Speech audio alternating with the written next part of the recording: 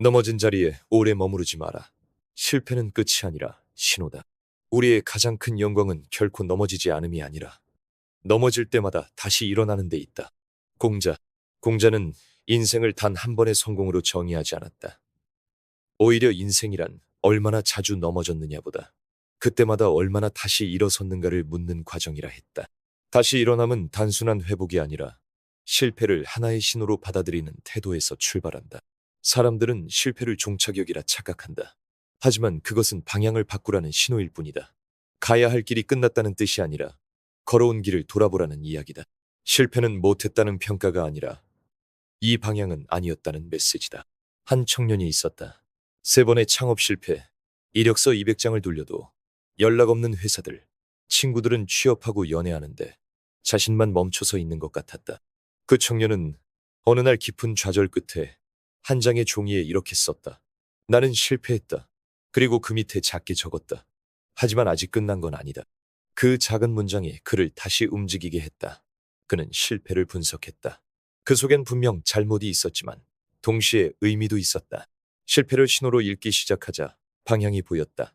결국 그는 이전보다 작은 회사에서 더 낮은 급여로 다시 일을 시작했지만 마음은 오히려 가벼웠다. 실패를 끝으로 보지 않자 새로운 시작이 가능했다. 실패는 창피한 일이 아니다. 인간으로 살아가는 한 누구나 거칠 수밖에 없는 길이다. 그 길 위에서 중요한 건 실패가 일어났다는 사실이 아니라 그 다음의 태도다. 넘어진 자리에 계속 머무를지 아니면 다시 한 걸음을 내디딜지. 불교에서도 업이라는 개념이 있다. 과거의 행위가 현재를 만들고 현재의 선택이 미래를 만든다. 실패 역시 하나의 업이다. 과거의 결과물일 뿐 그것이 우리의 본질을 말해주지는 않는다. 중요한 건 그 업을 어떻게 바라보고 어떻게 전환할 것인가다. 고통은 과거에 있고 변화는 현재에 달려있다. 넘어졌다는 건 걸었기 때문이다. 그리고 걷던 사람은 다시 걸을 수 있다. 실패했다는 건 시도했다는 증거다. 그러니 넘어진 자리에 머무르지 말자. 그 자리에 오래 앉아 있을수록 세상은 당신을 실패로 기억할 것이다. 하지만 그 자리에서 다시 일어나 걷기 시작하면 사람들은 당신을 포기하지 않았던 사람으로 기억할 것이다. 실패는 무언가가 끝났다는 알림이 아니다. 무언가가 잘못되었다는 신호다. 그 신호를 무시할 수도 있고 새롭게 방향을 잡을 수도 있다. 실패는 때때로 가장 명확한 안내문이 된다. 다만 그것을 읽을 수 있을 때만. 그러니 기억하자. 실패는 끝이 아니라 신호다. 그리고 신호는 멈추라는 것이 아니라 고치고 가라는 뜻이다. 실패는 절망이 아니라 다시 시작하라는 인생의 목소리다. 실패한 적이 없는 사람은 시도한 적이 없는 사람이다. 알베르트 아인슈타인. 우리는 실패하지 않기 위해 너무 많은 것을 포기하며 산다. 하지만 아이러니하게도 진짜 실패는 하지 않는 것에서 시작된다. 아인슈타인의 말처럼 실패가 없다는 건 어떤 도전도 없었다는 증거일 수 있다. 안전한 길만 걷는 이들이 있다. 상처받지 않기 위해 사랑하지 않고 실망하지 않기 위해 기대하지 않으며 실패하지 않기 위해 도전하지 않는다. 그들은 스스로를 현명하다고 말하지만 정작 그들이 피하고 있는 건 실패가 아니라 삶 그 자체다. 실패란 우리가 어떤 방향으로든 나아가고 있다는 증거다. 아무것도 하지 않으면 실패할 일도 없지만 동시에 변화도 성장도 감동도 없다. 심지어 후회조차 없다. 왜냐면 후회조차 행동에서 비롯되기 때문이다. 한 중년 남성이 있었다. 그는 늘 신중했고 위험을 계산했고 감정도 돈도 시간도 함부로 쓰지 않았다. 그래서 실수는 없었다. 대신 성취도 없었다. 그는 평생 회사를 다녔고 누구에게도 미움받지 않았고 조심스러운 평판을 지켜냈다. 하지만 정년퇴직을 앞둔 날 그는 혼잣말처럼 중얼거렸다. 나는 실패한 적이 없다. 그런데 왜 이렇게 허무하지? 그 허무는 살지 않은 삶에서 온다. 삶이란 결국 실패를 감수하고서라도 한 발 내디디는 것이다. 살아본 사람만이 안다. 성공은 늘 실패라는 배경 위에 얹힌 우연한 결과였다는 걸. 불교의 무주상고시라는 가르침은 집착 없는 베풀음을 말한다. 결과에 대한 집착 없이 행동하라는 뜻이다. 실패를 두려워하지 않는다는 건 결과에 연연하지 않고 마음을 다해 걸어보겠다는 뜻과 닿는다. 결과에 목매지 않을 때 우리는 실패를 두려워하지 않게 된다. 그리고 실패 속에서도 자유로울 수 있다. 어떤 젊은 여성이 있었다. 그녀는 어릴 때부터 무엇이든 잘했다. 칭찬은 익숙했고 실수는 치욕이었다. 그래서 시도하는 일이 점점 줄었다. 완벽할 자신이 없으면 아예 시작하지 않았다. 하지만 시간이 갈수록 무언가 하지 않은 것들이 삶을 갉아먹기 시작했다. 더는 참지 못하고 지원한 무모한 도전 하나가 예상대로 그녀를 실패로 이끌었다. 그러나 놀랍게도 그 첫 실패가 그녀를 해방시켰다. 실패를 해보니 그것은 죽을 만큼 두려운 게 아니었다. 실패한 자신도 여전히 숨쉬고 있었고 여전히 누군가에게 사랑받고 있었다. 그날 이후 그녀는 도전하는 삶을 살기 시작했다. 자신을 실패로부터 보호하려 했던 지난 세월을 돌아보며 이렇게 말했다. 이제야 살고 있다. 실패하지 않으려는 삶은 결국 아무것도 하지 않는 삶이다. 실패를 피하는 대신 실패를 받아들이는 사람이 진짜 용기 있는 사람이다. 실패를 두려워하지 않는다는 건 그 결과보다 살아있는 과정을 더 중요하게 여긴다는 뜻이다. 삶은 계산대로 되지 않는다. 그럼에도 우리가 걷는 이유는 걸어야만 길이 보이기 때문이다. 실패는 때로 우리가 가야 할 길을 더 정확히 알려준다. 실패 없이 이룬 성공은 없다. 모든 이정표는 넘어짐의 흔적을 안고 있다. 그러니 실패하지 않는 삶이 아니라 실패해도 계속 나아갈 수 있는 삶을 택하자. 실패는 부끄러운 것이 아니다. 오히려 그것은 삶의 증거다. 무언가의 진심이었고 그만큼 바랐으며 그래서 상처받은 것뿐이다. 실패는 실수와 다르다. 실수는 피할 수 있지만 실패는 피할 수 없다. 왜냐하면 살아가는 것 자체가 매 순간 선택이고 선택은 언제나 가능성과 함께 위험을 품고 있기 때문이다. 실패는 그 위험을 감수한 사람만이 얻을 수 있는 흔적이다. 마지막으로 이렇게 말하고 싶다. 아무것도 하지 않으면 실패는 없지만 아무것도 하지 않은 인생엔 의미도 없다. 의미를 남기고 싶다면 실패도 안고 살아야 한다. 그러니 지금 이 순간 당신의 손끝에 걸린 망설임을 내려놓아라. 당신이 걷는 그 길이 실패로 끝나지 않더라도 실패로 시작될 수는 있다. 그게 바로 용기의 출발점이다. 인간은 무너질 수 있다. 그러나 무너졌다는 것이 끝났다는 뜻은 아니다. 빅토르 프랑클. 빅토르 프랑클은 아우슈비츠 강제수용소에서 살아남은 정신과 의사였다. 그는 말한다. 인간이 삶을 버티는 힘은 고통의 부재가 아니라 고통 속의 의미에서 비롯된다고. 다시 말해, 무너졌다는 것은 고통을 겪고 있다는 증거일 뿐, 그것이 삶의 파산선은 아니라는 이야기다. 실제로 우리는 무너졌을 때 비로소 스스로를 정면으로 바라보게 된다. 성공이 우리를 부풀게 했다면 실패는 우리를 납작하게 눌러앉힌다. 그리고 그 낮은 자리에서야 비로소 들리는 것들이 있다. 속삭이듯 작았던 내면의 소리, 오래 눌러둔 감정, 무시했던 진짜 욕망 같은 것들 말이다. 무너졌던 사람은 강해진다. 단, 그 무너짐 속에서 스스로와 마주할 수 있었을 때 실패의 바닥은 절망이 아니라 자기 인식의 출발점이다. 상실감 속에서 드러나는 감정들은 대개 외부가 아닌 내부를 향한다. 나는 왜 이럴까? 도대체 뭐가 문제일까? 나는 쓸모없는 사람일까? 이런 질문들은 무너진 자리에서 가장 먼저 피어난다. 중요한 건 그 질문을 피하지 않고 끝까지 바라보는 일이다. 한 번 실패한 사람은 다시 시작하는데 시간이 걸린다.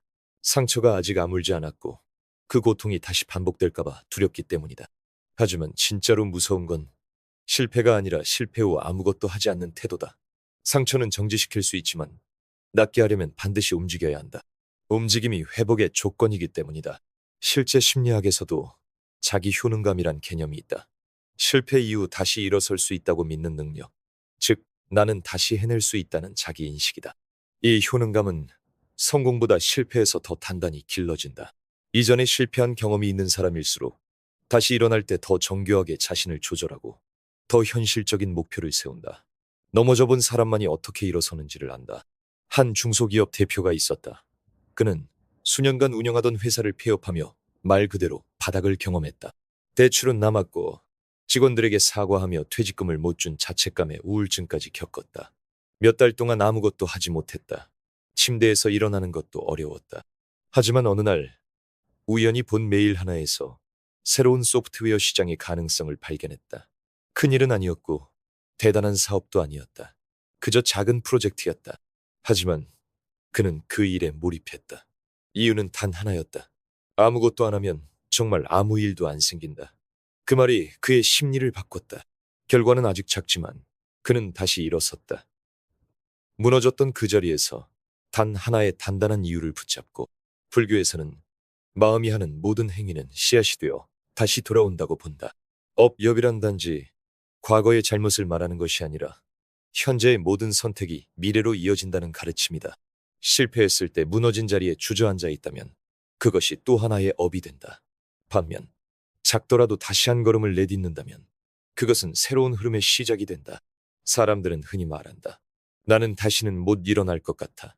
하지만 다시 걷는 사람들은 처음부터 확신이 있었던 게 아니다. 대부분은 불안과 두려움을 안고 시작했다.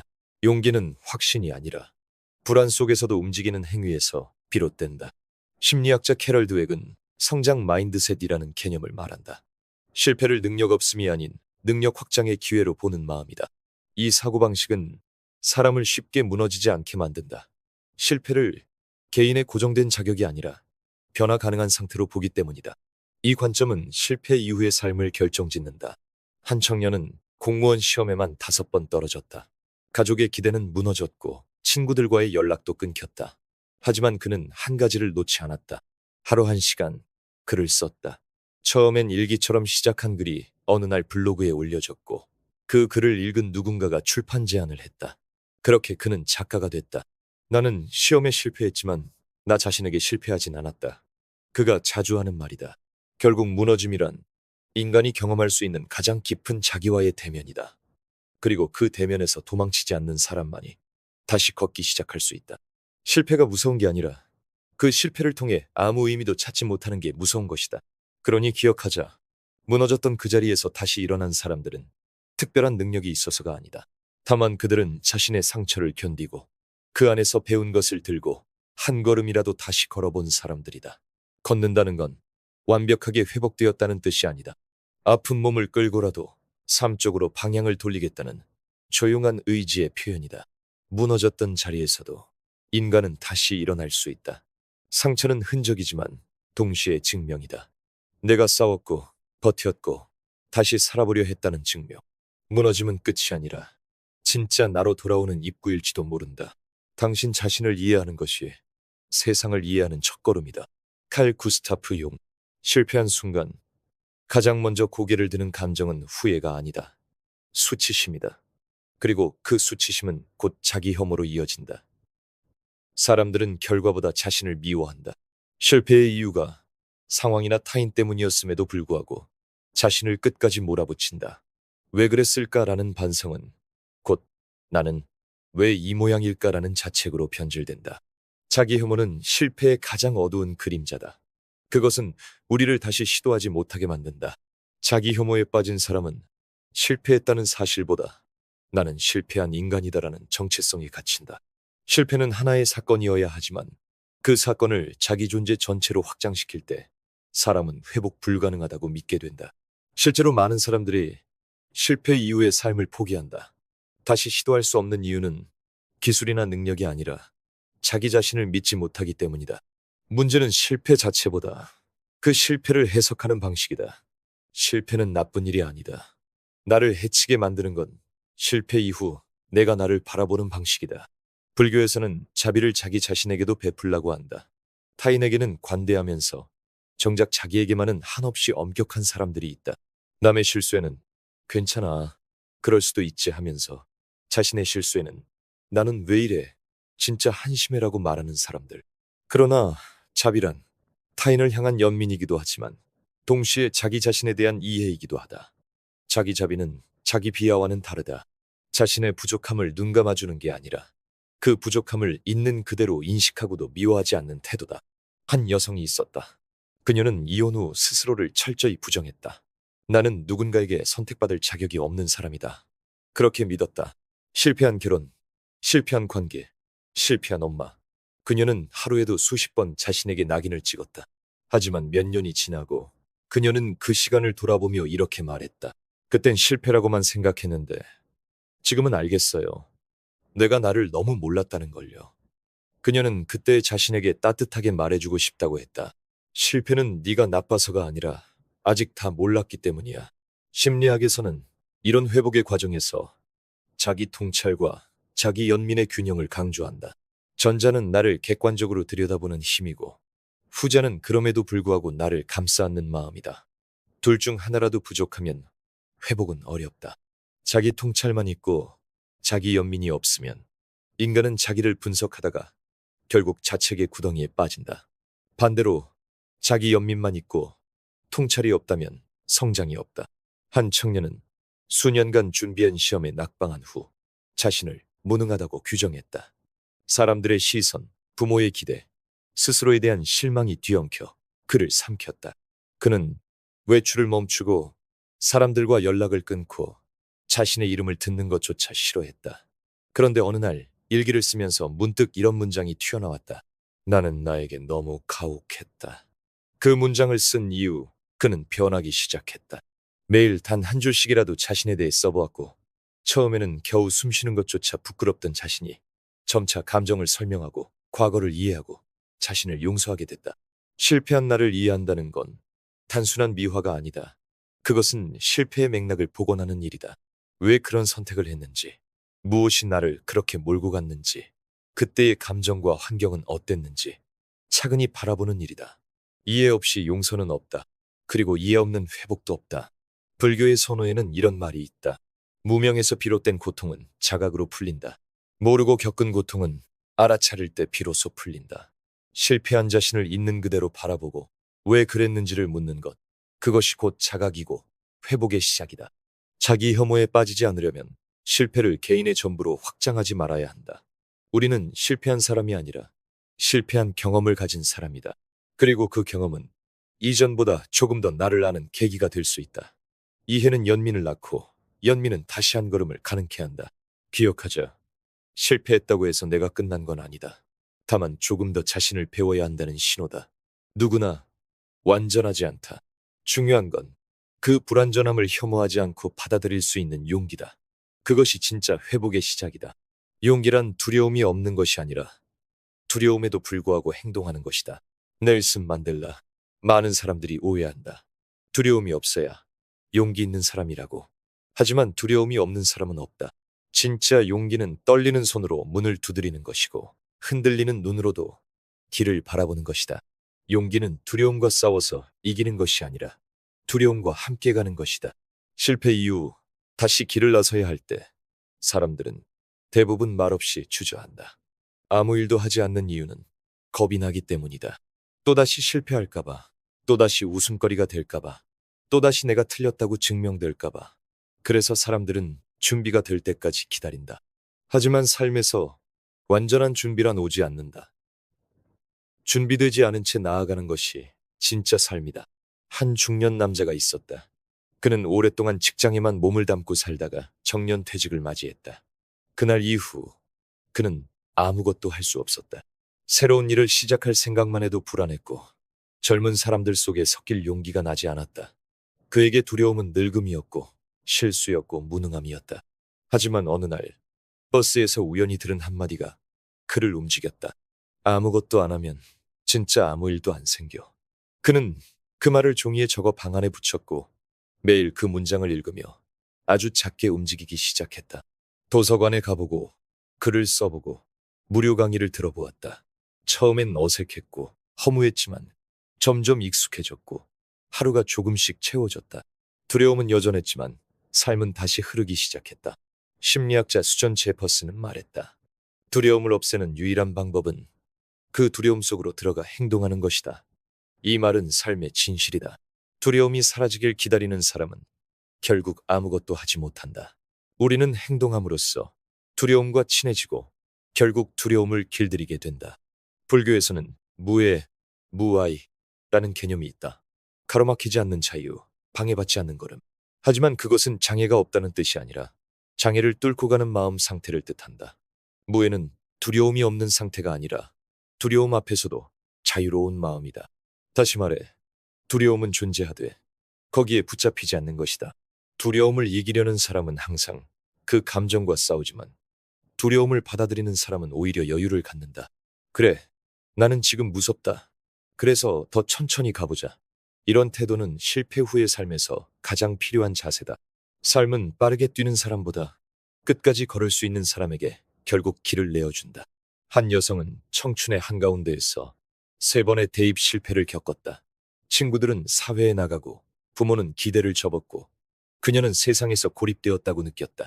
그러던 어느 날 우연히 들른 산책길에서 작은 문구 하나가 그녀의 눈에 들어왔다. 늦게 피는 꽃도 피는 순간엔 똑같이 아름답다. 그 문장은 격려라기보다 허락처럼 들렸다. 실패를 인정해도 된다는 허락. 그렇게 그녀는 또 한 번 도전했고 끝내 합격하지 못했지만 그 과정에서 놀랍도록 성장한 자신을 마주하게 되었다. 지금 그녀는 학생을 가르치는 상담사가 되었다. 두려워서 시작한 길이었지만 덕분에 내가 진짜 원하는 삶을 찾았어요. 그녀는 그렇게 말했다. 두려움을 없애려 하지 말자. 대신 그 두려움 속에서 살아가는 법을 배워야 한다. 두려움을 동행자로 삼을 때 삶은 오히려 풍성해진다. 두려움이 있다는 건 내가 그만큼 그 일을 진지하게 여기고 있다는 뜻이다. 사랑 앞에서 떨리는 가슴, 무대 위에서 흔들리는 손, 도전 앞에서 주저하는 걸음. 이 모든 건 내가 살아있다는 증거다. 실패는 두려움을 만든다. 그리고 두려움은 우리를 멈추게 한다. 하지만 멈추는 것이 반드시 나쁜 건 아니다. 잠시 멈췄다가 다시 걷는 것도 걸음이다. 중요한 건 멈췄다가도 언젠가는 다시 한 발 내딛는 일이다. 그것이 용기다. 이제는 말하고 싶다. 용기란 멋지고 위대한 게 아니다. 용기란 울면서도 출근하는 것이다. 떨리는 손으로도 다시 문을 여는 것이다. 스스로 부끄러워하면서도 다음 한 끼를 챙기는 것이다. 그런 작고 소박한 행동들이 바로 삶을 걷는 용기다. 그러니 기억하자. 용기란 두려움이 없는 상태가 아니라 두려움에도 불구하고 걷는 것이다. 실패는 삶을 멈추게 하지 않는다. 그저 우리 안에 용기를 꺼내보라고 말할 뿐이다. 그리고 그 용기는 생각보다 우리 가까이에 있다. 아주 작고 조용한 모습으로 오늘 당신이 내딛는 그 한 걸음이 바로 그것이다. 넘어짐 속에서 다시 길을 찾고자 했던 모든 이들에게 이 글이 조용한 위로와 다정한 동행이 되었기를 바랍니다.